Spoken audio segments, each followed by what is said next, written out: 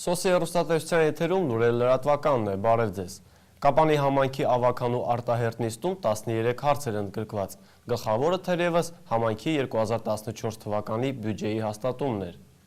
Կայացավ ավականու 2013 թվականի վերջին նիստը։ Քաղաքապետ Աշոտ Հայրապետյանը անմիջապես անցավ օրակարգում տեղ գտած հարցերին։ Կապանում աշխատողական ծառայությունների կենտրոն ստեղծելու առաջարկը այս անգամ վերջապես ընդունվեց։ Ավականու անդամների մեծ մասը կողմ քվեարկեց։ Այս քայլով մենք ապացուցում ենք, որ մեր դիրքորոշումը իրականում հետևյալն է. աշխատանքների օպտիմալ կազմակերպումը եւ արդյունավետ աշխատանք կազմակերպելը։ Կողմ քվեներով ավականու անդամները հաստատեցին քաղաքի նախադպրոցական եւ արտադպրոցական, համայնքային ոչ առևտրային կազմակերպությունների եւ քաղաքապետարանի աշխատակազմի աշխատակիցների պաշտոնեական դրույթները։ Որոշվեց նաեւ համայնքի վարչական տարածքում աղբի հավաքման եւ փոխադրման վճարը 100 դրամից դարձնել 150։ Ընդամենը մենք 50 դրամի հանգացում առաջարկում, իսկ մնացած բոլոր արտոնությունները բազմազավակ ընտանիքների հետ կապված, սոցիալապես անապահով ընտանիքների հետ կապված սահմանել ավականի մնում են նույնը։ Հերթը հասավ քաղաքի ֆինանսական գլխավոր փաստաթղթին։ Ավականին հաստատեց համայնքի 2014 թվականի բյուջեն։ Այսպիսի կառուցվածք ունի համայնքի 14 թվականի բյուջեի նախագծի եկամուտների մասը։ Ընդամենը եկամուտների գծով նախատեսվել է 990 միլիոն 372 հազար դրամ, որը իր մեջ ներառում է հարկեր եւ տուրքեր 93 միլիոն 950 հազար դրամ, տեղական տուրք 31 միլիոն 177 հազար դրամ, պետական տուրքի գծով 10 միլիոն 150 հազար դրամ,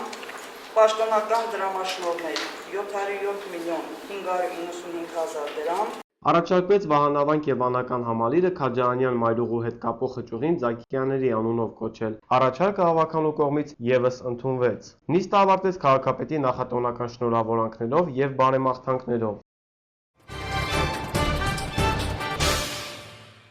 92 թվականի դեկտեմբերի 24-ը քաջարանցիները սրտի ցավով են հիշում։ Ավելի քան 2 տասնամյակ առաջ այդ օրը 15 քաջարի տղաներ կարողացան ազատագրել շրջափակման մեջ հայտնված Ագարակ գյուղը, սակայն նրանցից 7-ը զոհվեցին։ Ամեն տարի այդ օրը քաջարանցիները գլուխ են խոնարհում հայրենիքի զինվորների առջև։ 1992 թվականի դեկտեմբերի 24-ին այդ օրը կատարվեց այդ ցավալի դեպքը։ Կապանի շրջանի Ագարակ գյուղը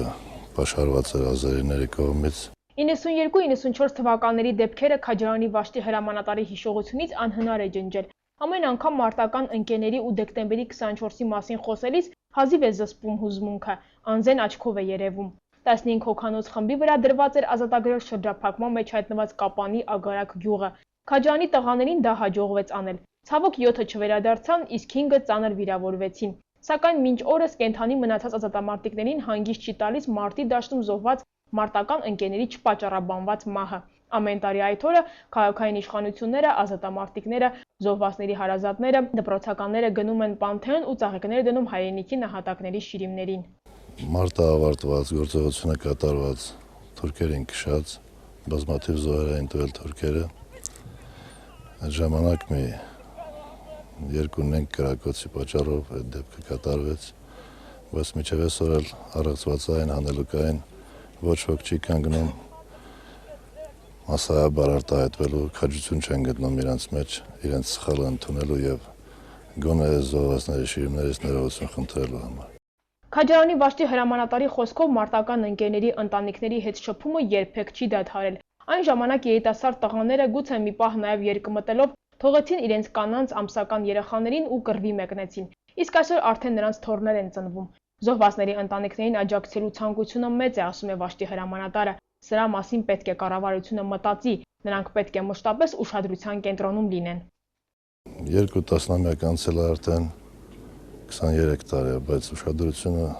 ինձ չի գոհացում։ Բոլոր ազատամարտիկների ընտանիքներից պարտադիր աշխատում են։ Սա եղել է կոմբինատի հոգացության ներքո մշտական եւ ոչ միայն աշխատանք, այլ նաեւ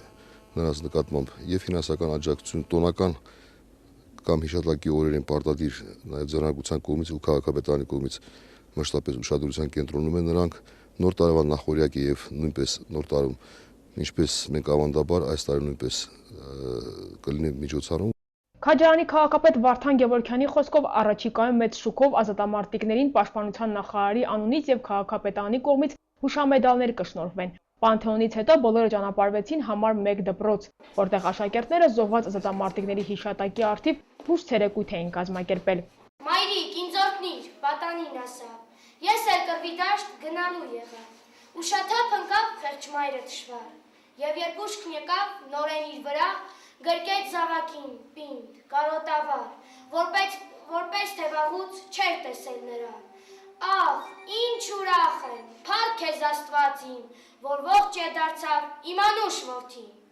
Անթիվ զոհերի ձայները հողից գալիս խառնվում են իմ սրտի ձայնին, հոգիս այրվում է անմար կրակից, վրեժի հուրն է ժայթքում իմ կրծքից։ Դե ելեք հայեր, ժամն է միանալ, զենք վերցրեք հայեր, ժամն է հայ մնալ, դե ելեք հայեր, թուրքին ջաղջաղեն, մերին հողերից նրանց դուրսն է։ Օրհներգից հետո դպրոցականների շուրթերից հնչեցին հայրենիքի զինվորների սխրանքը փառաբանող խոսքեր։ Սիսիանում կազմակերպվել էր աշխատանքի տոնավաճառ։ Հայաստանի սպորտի եւ երիտասարդության նախարարության կողմից կազմակերպված ծրագրին մասնակցում են միջազգային փորձագետներ։ Սրանով մեկնարկետրվում 2014 թվականին Սիսիանում կայանալիք մի շարք միջոցառումների։ Դա իհարկե աննկարագրելի գեղեցկություն է։ Մենք այստեղ եկանք լեռների միջով, երեկոյան։ Առավոտյան արթնացանք, լեռները երևացին, իսկ նրանց վրա արևը։ Երիտասարդական եւ կրթական ոլորտների ռուս փորձագետ Լյուբով Նազարևան խոսում է Սիսիանից ստացած տպավորություններից։ 3 օր է որպես միջազգային փորձագետ մասնակցում է Հայաստանի Հանրապետության սպորտի եւ երիտասարդության նախարարության կողմից Սիսիանում կազմակերպված աշխատանքի տոնավաճառ ծրագրին։ Դա շատ ինքնատիպ նախաձեռնություն է, Ռուսաստանում նմանօրինակը չկա։ Որոշ առանձնահատկություններով Հայաստանին շատ նման է մեր հյուսիսային Կովկասը, զբաղվածության մակարդակն էլ գրեթե նույնն է։ Համընդհանուրն այն է, որ ամենուր հիմա տեխնիկական մասնագետների, ձեռագործ վարպետների կարիք կա, ինչպես մեր երկրում այստեղ էլ, ինչպես հասկացա, շատ են իրավաբանները, տնտեսագետները։ Տարիներ առաջ իրավաբանի մասնագիտությունն ընտրած Արկադի Հովանեսյանը նույնպես մասնակցում է ծրագրին։ Ճիշտ է, հիմա աշխատանք ունի, սակայն աշխատատեղերի սակավության այս պայմաններում գրեթե մշտական պրպտումների մեջ է։ Աշխատանքն էլ ժամանակավոր, պիտի մարդը պատրաստ լինի, ասենք, նոր աշխատանք գտնելու։ Այս սուղ պայմաններում, այս ստեղծված իրավիճակում, այսինքն պետք է չհուսահատվի, պիտի պայքարի, պիտի լավ ինֆորմացված լինի, պիտի ամեն գործիքների տիրապետի։ Այս պահին զբաղվածության Սիսիանի տարածքային կենտրոնում գրանցված են 1200 գործազուրկներ եւ աշխատանք փնտրողներ։ Նրանցից 130-ը երիտասարդներ են, 16-ից 30 տարեկան։ Սակայն դա չէ պատճառը, որ սպորտի եւ երիտասարդության նախարարությունն այդ ծրագիրը Սիսիանում է իրականացնում։ Ինչու Սիսիան քաղաքում դուք գիտեք, որ 2014 թվականին Սիսիանը ճանաչվել է տարվա երիտասարդական մայրաքաղաք եւ ահա այս ծրագրերի միջոցով մեկնարկ է տրվում այս ծրագրով այն բուն միջոցառումների շարքին, որ տեղի ունենալու 2014 թվականին, որի միջոցով փորձ են կատարելու որոշակիորեն ակտիվացնել երիտասարդական հասարակական կյանքը Սիսիան քաղաքում։ Աշխատանքի տոնավաճառ ծրագրի մասնակիցները հանդիպեցին գործատուների հետ, եղան Ավալթրեդ տրիկոտաժի ֆաբրիկայում եւ բացահայտեցին, որ կան որոշ թափուր աշխատատեղեր։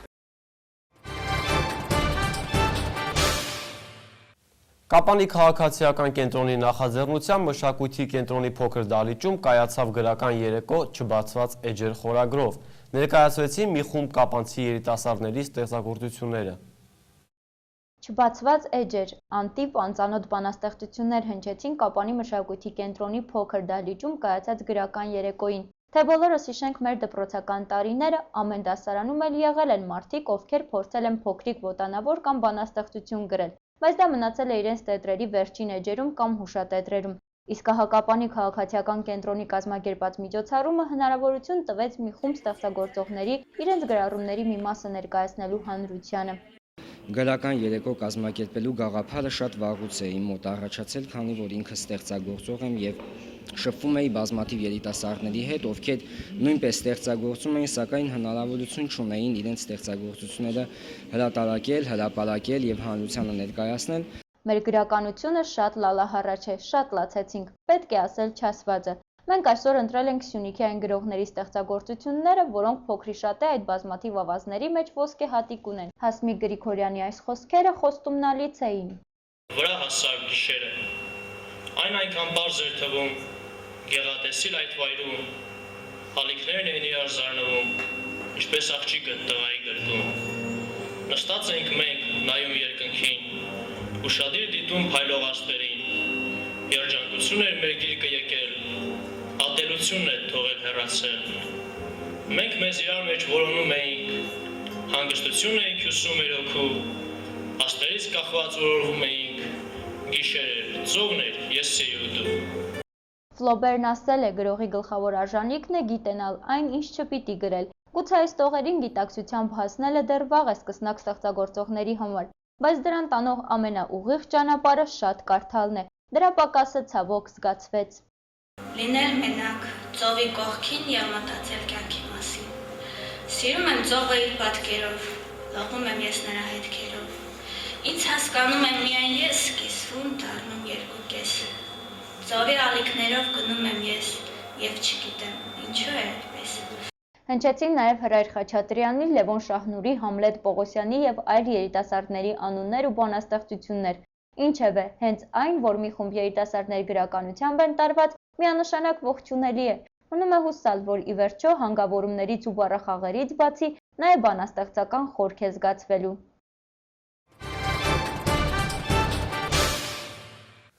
Բժիշկները ամանորի նախաշեմին քաղաքացիներին ուտելու հարցում զսպվածության կոչ են անում։ Անհարմար իրավիճակում չհայտնվելու համար հետևեք ձեր սննդակարգին, ասում են մասնագետները։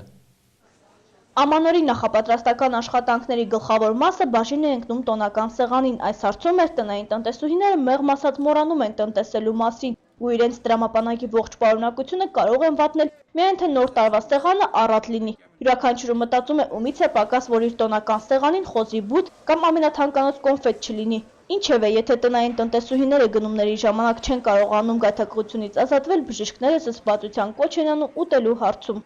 Այս օրերին հագուրդ չտալ վրկրամոլությանը, հնարավորինս ավելի առողջ սնունդ օգտագործել, ձին քանի որ այս մեր գալիք տարին ձյու տարի է, ձին ինքը սիրում է բուսական սնունդ, ուրեմն խորհուրդ եմ տալիս հիմնականում շեշտ դնել բուսական սննդին։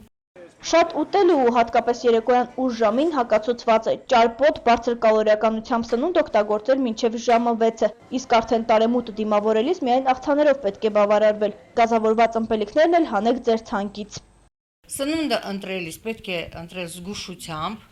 ուշադրություն դարձնել պիտանելիության ժամկետին և փնտրել գտնել ՀՍՏ տառերը, որոնք վկայում են Հայաստանի ստանդարտներին համապատասխանելիության մասին։ Կաթնամթերքը ընտրել թարմ, ուշադրություն դարձնելով արտադրման և ուրեմն պահպանման ժամկետներին, երշիկեղենը ընտրել սահուն, հարթ մակերեսով, ոչ կպչուն, փաթեթավորված երշիկեղեն։ Ռուզանա Փարսադանյանը նաև խորհուրդ է տալիս գնումներ կատարելիս մեծ ուշադրություն դարձնել ապրանքների պիտանելիության վրա, քանի որ հաճախ ժամկետանց սնունդն է դառնում քաղաքացիների ինքնազգացողության վատթարացման պատճառ։ Պետք է նաև ուտելիքը թարմ վիճակում ճաշակել։ Մի քանի օրվա աղցանը խուսափեք ձեր հյուրերին հրամցնելուց։ Երեկոյան ժամը 8-ից հետո գերսնունդ չօգտագործել, օգտագործել միայն թեթև նախաճաշիկի ձևով կամ աղցանների ձևով սննդամթերք։ Առիթից օգտվելով շնորհավորում եմ բոլոր կապանցիների ամանորը և սուրբ ծնունդը, ցանկանում եմ նրանց քաջ առողջություն, ամենայն բարիք։ Բքվածությունը, սրտխառնոցը, գլխապտույտը առաջին նախանշաններ են ինքնազգացողության անկման և բժիշկները խորհուրդ են տալիս անպայման դիմել մասնագետի։ Իսկ նման իրավիճակներից խուսափելու համար պարզապես զերծ մնալ շատակերությունից, հիշեք, ամեն ինչ չափի մեջ է գեղեցիկ։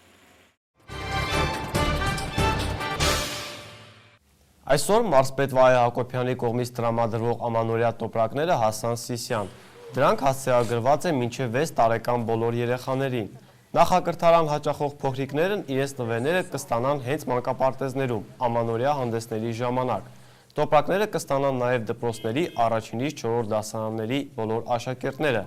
Ընդհանուր առմամբ Վահե Հակոբյանի կողմից Սիսիանում ամանորյա տոպրակներ կստանան 3750 երեխաներ։ Այս ժամի համար նախատեսել էինք այսքանը, մինչ նոր հանդիպում։